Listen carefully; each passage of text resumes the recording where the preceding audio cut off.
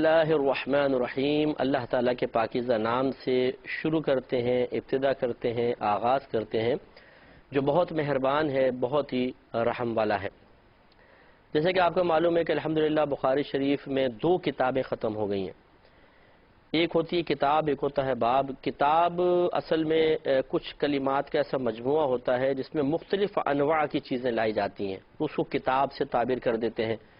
لیکن موضوع ایک ہوتا ہے، جیسے کتاب الصلاۃ، یعنی اس میں نماز کے متعلق ہوں گی، لیکن مختلف جیسے سجدے کے بارے میں، رکوع کے بارے میں، التحیات کے بارے میں مختلف مسائل ہوں گے، لیکن ہوں گے نماز سے متعلق۔ اس کو نام دے دیں گے، اس میں جتنی یہ مواد آئے گا اسے کتاب الصلاۃ کہہ دیں گے، اس کے تحت سب لے کر آئیں گے۔ لیکن اب جو ان میں سے ایک ایک جزی ہے، مثلا سجدے ہیں، رکوع ہیں، اس پہ جو وہ جس کے تحت آئے گا اسے پھر فصل کہہ دیتے ہیں، کبھی باب کہہ دیتے ہیں۔ وہ ایک الگ الگ صورتحال بن جاتی ہے کہ وہ ایک جزیات علیحدہ قائم ہو جاتی ہیں، اس پر پھر فصل کا اطلاق کرتے ہیں کبھی، اور کبھی اس کو باب بھی کہہ دیتے ہیں۔ تو ہماری 2 کتابیں ختم ہو چکی ہیں۔ ایک کتاب الصلاۃ تو بھی انشاءاللہ آغاز ہوگا، ایک کتاب الایمان تھی، اور دوسری یہ کتاب العلم ہماری آغاز ہوئی ہے۔ پہلا جو امام بخاری رحمۃ اللہ علیہ لے کر آئے تھے وہ کیف بدأ الوحی تھا، کہ کیف کان بدأ الوحی، کہ کیسے وحی کی ابتدا ہوئی تھی۔ اس کے تحت بھی کافی ساری حدیثیں لائے، لیکن باقاعدہ پھر کتاب الایمان لے کر آئے جس میں ایمانیات سے متعلق حدیثیں تھیں۔ اب کتاب العلم لے کر آئے، تو ایک ہماری کتاب ختم ہوئی ہے، دوسری شروع ہوئی ہے، اور انشاءاللہ عز و جل اللہ کی رحمت سے امید ہے کہ یہ بھی اختتام پذیر ہو ہی جائے گی۔ اس میں آپ کو بتایا تھا کہ پہلا جو باب امام بخاری رحمۃ اللہ لے کر آئے ہیں وہ باب فضل العلم ہے، کہ علم کی فضیلت کا باب۔ اور اس میں جو پہلی آیت عرض کی تھی، آپ نے ارشاد فرمائی لکھی ہے، وہ ہے کہ اللہ تبارک و تعالی نے مومنین کے اور ان لوگوں کے جن کو علم دیا گیا ہے کئی درجات بلند فرمائے ہیں، ان کو کئی درجوں بلند کر دیا ہے۔ تو ہم نے آپ کو سمجھایا تھا کہ اس میں فضیلت علم ظاہر ہوئی کہ مومنین تمام دوسرے جو عقائد رکھنے والے ہیں ان سے افضل اور اعلیٰ ہیں، لیکن ان مومنین میں بھی علماء کا مقام ان سے بھی زیادہ ہے، افضل اور اعلیٰ ہے۔ چونکہ نص قطعی سے ثابت ہے، معلوم ہوا کہ اللہ تبارک و تعالی درجہ علماء بلند فرمانا چاہتا ہے اور اس نے کیا ہے، تو لہذا جس کو اللہ تعالی مقام عزت دینا چاہے ہمیں بھی اس کو عزت کی نگاہ سے ہی دیکھنا چاہیے۔ اور دوسرا یہ اللہ تعالیٰ کا قول لے کر آئے ہیں بطور دلیل کہ رب زدنی علما، یہ پوری ہے آیت کہ قر رب زدنی علما۔ اللہ تبارک و تعالیٰ نے اپنے حبیب کریم صلی اللہ علیہ وسلم کو گویا کہ حکم دیا ہے کہ آپ یوں کہیے کہ اے میرے رب میرے علم میں اضافہ فرما۔ جیسے اس کا ترجمہ لفظی بنتا ہے ربی، اے میرے رب زدنی، زیادہ کر دے مجھے، علم کے اعتبار سے، یعنی مفہوم پھر ہم بناتے ہیں کہ اے اللہ تعالیٰ میرے علم میں اضافہ فرما۔ اس کا مطلب ہے کہ علم ایک ایسی نفیس چیز ہے، ایک ایسا خوبصورت اور اہم وصف ہے کہ اللہ تبارک و تعالیٰ نے اپنے حبیب کریم صلی اللہ علیہ وسلم کو علم میں اضافے کی دعا کرنے کا حکم دیا۔ اس میں 2 باتیں ہمیں پتہ چلیں۔ نمبر 1 کہ علم کی دعا کرنی چاہیے، علم اضافے کی، اور یہ بہت ہی اہم صفت ہے۔ اور نبی کریم صلی اللہ علیہ وسلم کو اللہ تبارک و تعالی نے جو دعا کا حکم دیا تو گویا کہ اس میں ایک تعلیم امت کا مفہوم بھی پوشیدہ ہے کہ جب اللہ کے نبی اپنے علم میں اضافے کے لیے دعا فرما رہے ہیں تو امت بھی مانگے اور دعا کرے۔ اور دوسرا اس سے یہ ثابت ہوئے نص قطعی اس بات پر کہ یقیناً جب اللہ تعالی نے حکم دیا تو نبی کریم صلی اللہ علیہ وسلم نے دعا بھی مانگی ہوگی، اور جب آپ نے دعا مانگی ہوگی تو نبی کی دعا اللہ تعالی کی بارگاہ میں ضرور مقبول ہوتی ہے، تو یہ مقبول بھی ہوئی ہوگی۔ اور جب دعا اللہ تعالیٰ کے نبی کے اللہ کی بارگاہ میں مقبول ہو گئی تو ضرور آپ کے علم میں اضافہ بھی ہوا ہوگا۔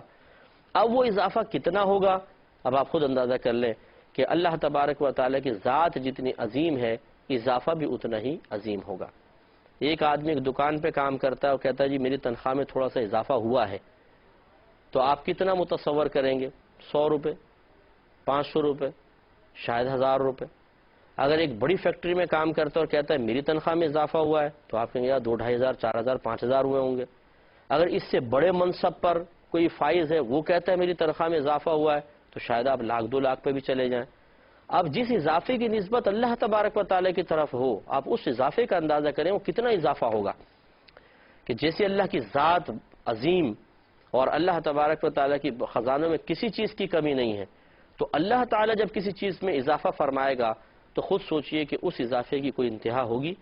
تو اس سے نبی کریم صلی اللہ علیہ وسلم کی علمی وسعت پر بھی استدلال کیا جا سکتا ہے کہ آپ کے علم میں اتنا اضافہ ہے، اتنا اللہ تعالیٰ نے اس کو وسعت دی ہے کہ جس کا اندازہ آپ اور میں بالکل بھی نہیں کر سکتے. اس کے بعد امام بخاری رحمۃ اللہ علیہ نے ایک اور باب قائم کیا، درمیان میں حدیث نہیں لائے، پہلے ایک باب قائم کیا کہ باب من سئل علما، اس شخص کا باب جس سے علم کے بارے میں یعنی علم کی ایک بات کا سوال کیا گیا یا کہ علم کا سوال کیا گیا، وہو مشتغل فی حدیثہ، اس حال میں کہ وہ شخص اپنی گفتگو میں مشغول تھا، فأتم الحدیث، تو اس نے اپنی بات کو مکمل کیا، ثم اجاب السائل،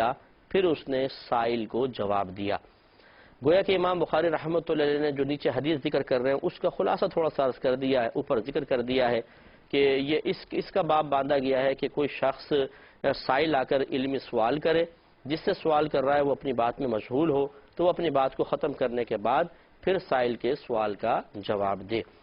تو گویا کہ اس میں ایک مسئلہ بھی امام بخاری رحمۃ اللہ علیہ نکال کر ذکر کر رہے ہیں، استدلال کر رہے ہیں کہ اگر ایک عالم دین لوگوں سے واعظ کر رہا ہو، لوگوں کو واعظ و نصیحت کر رہا ہو، لوگوں سے خطاب کر رہا ہو اور ایسے وقت میں کوئی اس سے کویسچن کر لے تو ضروری نہیں ہے کہ وہ اپنی بات کو موقوف کر کے اس کو جواب دے، بلکہ اس کے لیے جائز ہے کہ پہلے وہ اپنی بات کو مکمل کر لے، اس کے بعد اس سائل کو جواب دے دیا جائے. تو حضرت ابو ہریرہ رضی اللہ تعالی عنہ اس حدیث کے راوی ہیں. یہ کہتے ہیں کہ اس دوران کے نبی کریم صلی اللہ علیہ وسلم ایک مجلس میں تھے اور ایک قوم سے گفتگو فرما رہے تھے. تو آپ کے پاس ایک اعرابی صحابی تشریف لائے. اعرابی دیہاتی کو کہتے ہیں، وہ دیہات کے صحابہ ہوتے تھے. وہ چونکہ اتنے زیادہ آداب نبوی یا آداب بارگاہ نبوی صلی اللہ علیہ وسلم سے واقف نہیں تھے، تو لہٰذا وہ آ کر ایسے کویسچن کر لیا کرتے تھے کہ جو عام صحابہ کرتے ہوئے گھبراتے تھے یا اس حالت میں کویسچن کرتے ہوئے گھبراتے تھے کہ وہ اسے بارگاہ رسالت صلی اللہ علیہ وسلم کے آداب کے خلاف تصور کرتے تھے. اسی لیے بعض صحابہ کہتے ہیں کہ ہم انتظار کرتے تھے کہ کاش کوئی اعرابی آئے اور وہ سوال کرے اور نبی کریم صلی اللہ علیہ وسلم ان کو جواب دیں تو ہمیں بھی علم حاصل ہو جائے، کیونکہ صحابہ کرام جرأت نہیں کرتے تھے، وہ گھبراتے تھے کہ اگر ہم کویسچن کریں ایسا نہ ہو نبی کریم صلی اللہ علیہ وسلم کو کوئی بات ناگوار گزر جائے، ہو سکتا ہے نادانستہ طور پر ہم سے کسی بے ادبی کا صدور ہو جائے اور اللہ تعالیٰ کی طرف سے وحی نازل ہو جائے. تو اس لیے وہ بڑا ڈرتے تھے، گھبراتے تھے کویسچن کرتے ہوئے. لیکن چونکہ دیہاتی صحابی، اعرابی صحابی اتنا زیادہ آداب سے واقف بھی نہیں تھے اور یہ ان کے لیے ایک عذر بھی تھا کہ ان کے لیے پھر کوئی ایسی سختی اور گرفت نہیں تھی، اور نبی کریم صلی اللہ علیہ وسلم چونکہ جانتے تھے یہ دیہاتی صحابی ہیں تو ان کے ساتھ بڑا نرمی کا، شفقت کا، درگزر والا سلوک ہوتا تھا. تو صحابہ جانتے تھے کہ یہ اگر دیہاتی صحابی آ کے سوال کریں گے سرکار نے ناراض تو ہونا نہیں ہے ان پر، کیونکہ بیچارے اتنے آداب سے واقف نہیں ہیں اور فائدہ ہمارا بھی ہو جائے گا. تو یوں ہی ہوا کہ ایک اعرابی تشریف لائے اور چونکہ وہ اس ادب کو نہیں جانتے تھے کہ جب نبی کریم صلی اللہ علیہ وسلم قوم سے خطاب کر رہے ہوں، کچھ بیان کر رہے ہوں تو درمیان میں سوال نہیں کرنا چاہیے، وہ اس ادب کو نہیں جانتے تھے تو آ کر سوال کر بیٹھے. حضرت ابو ہریرہ رضی اللہ تعالیٰ عنہ کہتے ہیں کہ اس دوران کے نبی کریم صلی اللہ علیہ وسلم مجلس میں جلوہ افروز تھے اور ایک قوم سے گفتگو کر رہے تھے. ایک اعرابی وہاں حاضر ہو گئے اور انہوں نے سوال کیا، متی الساعۃ، یا رسول اللہ قیامت کب ہوگی؟ فمضى رسول اللہ صلی اللہ علیہ وسلم یحدث، تو نبی کریم صلی اللہ علیہ وسلم اپنی گفتگو میں جاری رہے، بات کرتے رہے. تو اب کہتے ہیں کہ ہمارے درمیان تھوڑی سی سرگوشی شروع ہو گئی. تو بعض لوگوں نے تو یہ کہا، قوم میں سے بعض نے، کہ نبی کریم صلی اللہ علیہ وسلم نے ان اعرابی کے سوال کو سن لیا ہے لیکن آپ نے اس کو ناپسند کیا ہے جو کچھ یہ اعرابی کہہ رہے ہیں، اس لیے سرکار ناپسند کرتے ہوئے ان کی بات کو رد کر کے اپنے سلسلہ گفتگو جاری رکھے ہوئے ہیں. اور ان میں سے بعض نے کہا کہ نہیں، نبی کریم صلی اللہ علیہ وسلم نے اس کی بات کو بھی سنا ہی نہیں ہے، ورنہ سرکار اپنے کلام کو موقوف کر کے اس کو جواب دے دیتے. گویا کہ یہ ان میں آہستہ آہستہ کچھ گفتگو ہوئی قوم کے درمیان. راوی کہتے ہیں یہاں تک کہ جب نبی کریم صلی اللہ علیہ وسلم نے اپنی گفتگو پوری فرما لی تو آپ نے ارشاد فرمایا کہ کہاں گیا وہ سائل کہ جو مجھ سے قیامت کے بارے میں سوال کر رہا تھا؟ وہ اعرابی کھڑے ہو گئے، انہوں نے کہا یا رسول اللہ میں ہوں، یہاں ہوں میں. نبی کریم صلی اللہ علیہ وسلم نے ارشاد فرمایا کہ جب امانت ضائع کی جائے تو قیامت کا انتظار کرنا۔ تو اس نے عرض کیا رسول اللہ صلی اللہ علیہ وسلم یہ امانت کیسے ضائع ہوگی؟ نبی کریم صلی اللہ علیہ وسلم نے ارشاد فرمایا کہ جب کام اس کے نااہل کے سپرد کیا جائے گا تو قیامت کا انتظار کرنا۔ تو اس سے دو باتیں معلوم ہوئیں۔ پہلی بات تو یہ کہ صحابی کا سوال تو تھا کہ قیامت کب آئے گی، وقت کے بارے میں سوال تھا، کیونکہ متى زمانے کے لیے استعمال ہوتا ہے کہ کس وقت قیامت آئے گی، اور چونکہ قیامت کا علم ظاہر کرنا نبی کریم صلی اللہ علیہ وسلم کو منع کر دیا گیا۔ اور آپ کو شاید یاد ہوگا کہ میں نے کچھ پروگرام پہلے جو علماء اسلام نے اس موضوع پر گفتگو کی ہے کہ کیا نبی کریم صلی اللہ علیہ وسلم کو قیامت کا علم دیا گیا یا نہیں دیا گیا، اس میں نے اکابر علماء کی کتابوں کے حوالے کے ساتھ تصریحات کی تھیں، بیان کی تھیں کہ اس پہ بہت بڑے بڑے علماء متفق ہیں کہ نبی کریم صلی اللہ علیہ وسلم کو قیامت کا باقاعدہ وقت کا علم دیا گیا، لیکن آپ کو اظہار سے منع کر دیا گیا۔ یہاں پر بھی اسی کا ظہور ہو رہا ہے کہ جب ان صحابی نے سوال کیا کہ قیامت کس وقت آئے گی، تو چونکہ وقت کو ظاہر کرنا نبی کریم صلی اللہ علیہ وسلم کو منع کر دیا گیا تھا، لہذا آپ نے وقت کا جواب نہیں دیا بلکہ قیامت کی علامات ذکر کر دیں، اور ان علامتوں میں سے بھی ایک علامت خالی یہاں پر ذکر کی۔ آپ نے شاید فرمایا کہ جب امانتیں ضائع کی جانے لگیں تو تم قیامت کا انتظار کرنا، یعنی بس سمجھ لو پھر قیامت آ گئی، قریب ہے۔ ان صحابی نے کیفیت معلوم کی، رسول اللہ امانت کیسے ضائع ہو گئی؟ کیونکہ امانت کا اکثر اطلاق اس مال پر ہوتا ہے جسے آپ نے کسی کی حفاظت میں کچھ عرصے کے لیے اس شرط کے ساتھ دے دیا ہو کہ وہ اس کو استعمال نہیں کرے گا، صرف حفاظت کرے گا، اور بعد میں وقت مقررہ پر یا ایک مدت کے بعد جب میں مطالبہ کروں گا تو واپس دے دے گا، یہ امانت ہے۔ اور امانت میں خیانت کرنا، امانت کو جان بوجھ کے ضائع کر دینا، یہ حرام ہے۔ تو ان صحابی کا یہ کویسچن تھا یا رسول اللہ کہ امانت کے ضیاع کی، اضاعت امانت کی صورت کیا ہوگی؟ کیا لوگ غصب کر لیں گے؟ کیا اس میں خیانت کا ارتکاب کریں گے یا مالوں کو ہلاک کرنا شروع کر دیں گے؟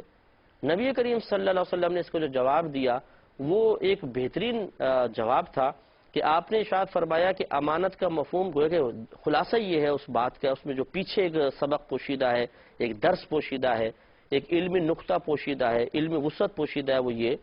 کہ گویا کہ سرکار نے فرمایا کہ امانت کو صرف مال کے ساتھ محدود نہ کرو، بلکہ امانت ایک ذمہ داری کا نام ہے، چاہے وہ مال کو لوٹانے کی ذمہ داری ہو، یہ بھی امانت ہے، اور اسی طرح اگر اللہ تبارک و تعالی نے کسی کو فیصلہ کرنے کی، کسی کو منصب عطا کرنے کی ذمہ داری دی ہے تو یہ بھی اس کے پاس ایک امانت ہے۔ اور اس امانت کے ضیاع کی میں بات کر رہا ہوں، اور وہ یہ ہے کہ قرب قیامت کے وقت ذمہ داریاں نااہلوں کے سپرد کی جائیں گی۔ جب ایسا ہو جائے تو سمجھ جانا کہ اب قیامت قریب آنے والی ہے، تو قیامت کے انتظار شروع کر دینا۔ تو خلاصہ کلام یہ ہے کہ دیکھیں اب اس سے چند باتیں معلوم ہوئیں۔ پہلی بات تو یہ کہ جب کوئی عالم کلام کر رہے ہوں تو درمیان میں گفتگو نہیں کرنی چاہیے، یہ ادب کے خلاف ہوتا ہے۔ چنانچہ بعض ہمارے بھائی بہن کویسچن بھی کرتے ہیں کہ جی اگر کوئی دینی پروگرام آ رہا ہوتا ہے خصوصاً مسائل وغیرہ کے سلسلے میں تو کیا ہم ذکر الہی کر سکتے ہیں؟ کیا ایسا ہو سکتا ہے ہم تسبیح پڑھتے رہیں اور پروگرام بھی دیکھتے رہیں؟ اور اس کا ہم اکثر یہی جواب دیتے ہیں کہ یہ آداب محفل اور مجلس کے خلاف ہے کہ جب خصوصاً علمی بات چل رہی ہو، چاہے جیسے اب یہ درس چل رہا ہے یا کوئی شرعی احکام بیان ہو رہے ہیں، تو اس میں خاموشی سے سننا لازم ہوتا ہے، درمیان میں ذکر کرنا بھی منع ہے۔ جب ذکر کرنا منع ہے تو گفتگو تو بدرجہ اولیٰ منع ہوگی، تو پھر آپس میں بیٹھ کے خسر پسر کرنا جیسے مسجدوں میں جمعے کے خطبوں میں کر دیتے ہیں، خطبے کے بیان کے دوران، یا ویسی کوئی پروگرام چل رہا ہے اور مسائل کا پروگرام ہے، آپس میں باتیں کر رہے ہیں اور سن بھی رہے ہیں، تو یہ تو بدرجہ اولیٰ منع ہوگا۔ اسی طرح آپ کسی عالم کے بیان کے اندر بیٹھے ہیں اور آپس میں آپ خسر پسر کریں، یہ شرعاً جائز نہیں ہوتا ہے۔ اب آپ آگے یہ کہہ سکتے ہیں کہ وہ قوم کے درمیان جو کویسچن ہوا تھا تو مطلب بات چلی تھی کہ بعض نے کہا شاید سرکار نے اس کو ناپسند کیا ہے تبھی آپ بات اپنی جاری رکھے ہوئے ہیں، اور بعض نے کہا کہ شاید سرکار نے سنا نہیں، تو یہ بھی تو سامنے بیٹھ کے باتیں کر رہے ہیں۔ اس میں ہمارا حسن ظن یہ ہے کہ جب انسان کلام کرتا ہے تو تھوڑا سا بیچ میں بعض اوقات وقفہ بھی لیتا ہے۔ تو ایسے ہی ہوا ہوگا کہ ان عرابی نے کویسچن کیا کہ یا رسول اللہ قیامت کب آئے گی؟ سرکار گفتگو جاری رکھے رہے، پھر جب سرکار تھوڑا سا خاموش ہوئے ہوں گے تو پھر آپس میں یہ بات شروع ہوئی کہ یہ کیا مسئلہ ہے، کہ کیا سرکار نے ان کی بات سنی ہے لیکن ناپسند کرتے ہوئے جواب نہیں دے رہے، یا سرکار نے سنی ہی نہیں ہے۔ یہ قوم میں تھوڑا سا اختلاف ہوا تو یقیناً یہ سرکار کے واعظ کے دوران نہیں ہوا ہوگا، بلکہ جب سرکار خاموش ہوئے تو یہ آپس میں گفتگو ہوئی، اور یہ بالکل جائز ہے۔ جیسے مثال کے طور پہ بعض اوقات پروگرامز کے درمیان وقفہ آ جاتا ہے، اس میں آپ گفتگو بھی کر سکتے ہیں، اس میں باتیں کر سکتے ہیں، اور اسی طرح کے بالفرض اگر کوئی درمیان میں ایسا ہوا کہ تھوڑا بہت گیپ آ گیا گفتگو کے اندر، تو پھر آپ کوئی اگر اس میں بات وغیرہ کرنا چاہیں تو کر سکتے ہیں، لیکن جب تسلسل سے گفتگو چل رہی ہو اس وقت کلام کرنا شرعاً ممنوع ہوتا ہے۔ بلکہ یہ بعض فقہا نے تو یہاں تک لکھا ہے کہ جب علماء کا بیان ہو رہا ہو، خصوصاً وہی جیسے واضح نصیحت ہے، واقعی ٹو دا پوائنٹ گفتگو ہو رہی ہے، مسائل بیان ہو رہے ہیں، جیسے درس ہو رہا ہے، تو بعض علماء نے تو یہاں تک لکھا کہ اس کو ٹیک لگا کر سننا بھی مکروہ ہے۔ وجہ کیا ہے کہ جب آپ سہارا لگا کر سنیں گے بلا عذر، کوئی بوڑھے ہیں، بزرگ ہیں، کمزور ہیں، تو وہ بیمار ہیں، الگ بات ہے،